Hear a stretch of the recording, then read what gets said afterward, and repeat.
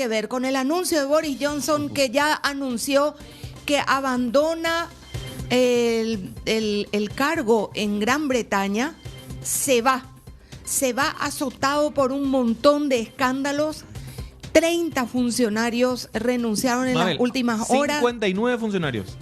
Subió ya. Ayer era 30. Siguen renunciando. Siguen renunciando. Una de las peores crisis, uno de los deterioros morales más grandes por las que ha pasado el cargo de primer ministro en el Reino Unido. Un solo escándalo, Benru, permitime contar y te dejo para que vos cuentes todito los otros. Al igual que en otros países, los que obligaban a ir a las cuarentenas, le obligaban a los demás, pero ellos farreaban en privado lo que en público prohibían. En este caso, uno de sus escándalos más grandes es que había sido que cuando muere el marido de la reina, el príncipe Felipe, se le obligó a la reina por protocolo a ir a sentarse solita al lado del cadáver de su marido porque estaban en plenas restricciones de pandemia.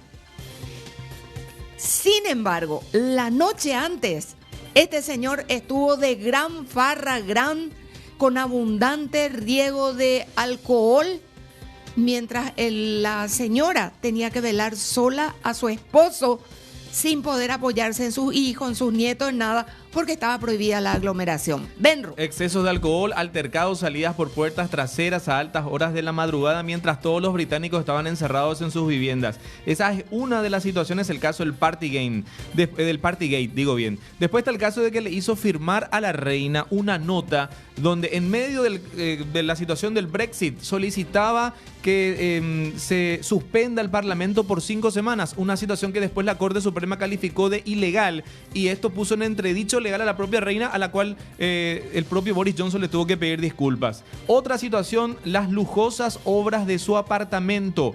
Dice el primer ministro en su momento que había pagado de su bolsillo la lujosa renovación de su apartamento oficial que ocupa con su familia en Downing Street. ¿Qué fue lo que pasó? Después se comprobó que había recibido una donación que tuvo que devolver de un rico simpatizante del Partido Conservador, que después fue multado por la Comisión Electoral por no declararla.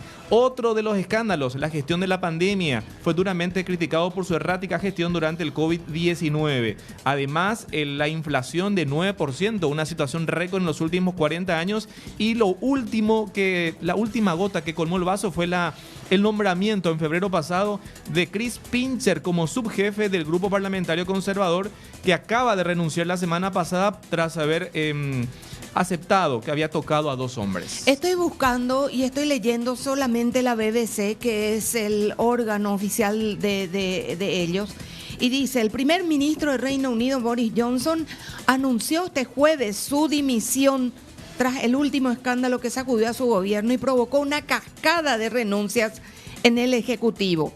Es clara la voluntad de los parlamentarios del Partido Conservador de que haya un nuevo líder del partido y, por tanto, un nuevo primer ministro. Permaneceré en el cargo hasta que un nuevo líder sea elegido. Así que esta es la decisión que se está tomando. Él ya se va. Ha anunciado que se va a consumar su ida. Están esperando que su partido designe dentro del Partido Conservador quién estaría reemplazando a Boris Johnson como primer ministro de Gran Bretaña. Digo nomás, Benru, vos que estuviste ahí, este es un cargo.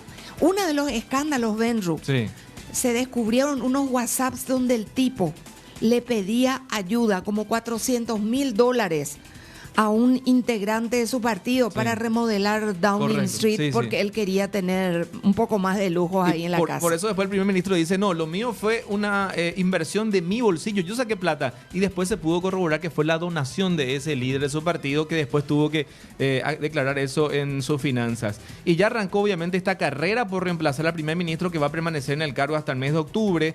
Varios son los nombres de los candidatos, pero ninguno parte como el aventajado en esa la carrera por sucederlo, porque precisamente ese factor fue el determinante que los diputados no ejercieran tal presión para la salida más inmediata de Boris Johnson. Uno de ellos que surge es el primer ministro hindú en ocupar el cargo, el ministro de Finanzas Rishi Sunak, que ya renunció el pasado martes. Desde el martes hasta aquí, 59 funcionarios dejaron el cargo, varios de ellos por la falta de confianza y porque se dan cuenta que los británicos no sienten que su primer ministro les diga toda la verdad.